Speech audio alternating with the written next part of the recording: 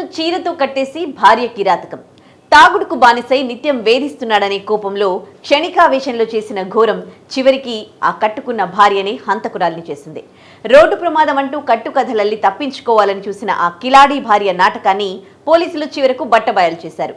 హైదరాబాద్ శివారులోని పీర్జాదిగూడ పరిధిలో వెలుగు చూసిన ఈ దారుణ హత్యోదంతం స్థానికంగా పెను సంచలనం సృష్టిస్తోంది. అసలు ఆ ఇంట్లో ఏం జరిగింది? భర్తను అంత కిరాతకంగా అంతమొందించడానికి దారితీసిన పరిస్థితులేంటి? వివరాల్లోకి వెళ్తే, పీర్జాదిగూడ ప్రాంతానికి చెందిన సత్యనారాయణ, సునీత దంపతులు. వీరి సంసారంలో గత కొంతకాలంగా మద్యం చిచ్చురేపుతోంది. 51 ఏళ్ల సత్యనారాయణ నిత్యం మద్యం తాగి ఇంటికి రావడం, కుటుంబ సభ్యులతో గొడవపడడం పరిపాటిగా మారింది.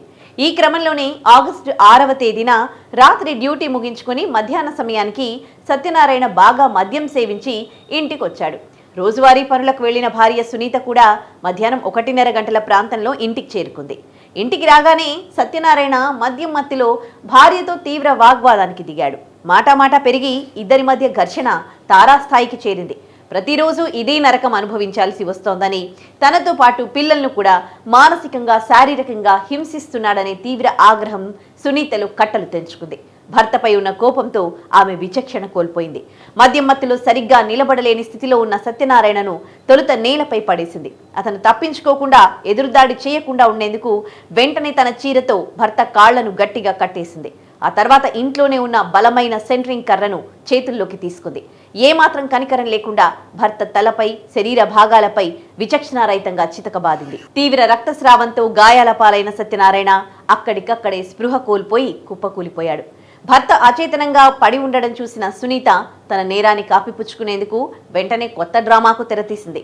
ఏమీ తెలియనట్లుగా తన కుమారుడికి ఫోన్ చేసి, మీ నాన్న వాహనంపై నుంచి కింద పడి తీవ్రంగా గాయపడ్డాడంటూ నమ్మవలికింది. హుటాహుటిన వచ్చిన కుటుంబ సభ్యులు సత్యనారాయణను తొలుత చికిత్స నిమిత్తం బోడుప్పల్లోని ఓ ప్రైవేట్ హాస్పిటల్కి తరలించారు. పరిస్థితి విషమంగా ఉండడంతో వైద్యుల సూచన మేరకు అక్కడి నుంచి గాంధీ హాస్పిటల్కు తరలించారు. అయితే హాస్పిటల్లో చికిత్స పొందుతూ అదే రోజు రాత్రి 10 గంటల సమయంలో సత్యనారాయణ మృతి చెందాడు. ఈ ఘటనపై తొలుత రోడ్డు ప్రమాదంగానే భావించి కేసు నమోదు చేసిన మేడిపల్లి పోలీసులు మృతదేహంపై ఉన్న తీవ్ర గాయాలను చూసి అనుమానం వ్యక్తం చేశారు. ప్రమాదంలో తగిలే గాయాలకు, మృతదేహంపై ఉన్న అంతర్గత దెబ్బలకు పొందన కుదరకపోవడంతో కేసును లోతుగా దర్యాప్తు చేయడం ప్రారంభించారు. సునీతను అదుపులోకి తీసుకుని తమదైన శైలిలో విచారించడంతో అసలు నిజాలు ఒక్కొక్కటిగా బయటపడ్డాయి. భర్త వేధింపులు భరించలేకే కాళ్లు కట్టేసి సెంట్రింగ్ కర్రతో కొట్టి చంపినట్లు సునీత పోలీసుల ఎదుట నేరం అంగీకరించింది. దీంతో మేడిపల్లి పోలీసులు హత్య కేసు నమోదు చేసి సునీతను అరెస్ట్ చేశారు. న్యాయస్థానంలో హాజరుపరిచిన అనంతరం న్యాయమూర్తి ఆదేశాలతో ఆమెను రిమాండ్కు తరలించారు.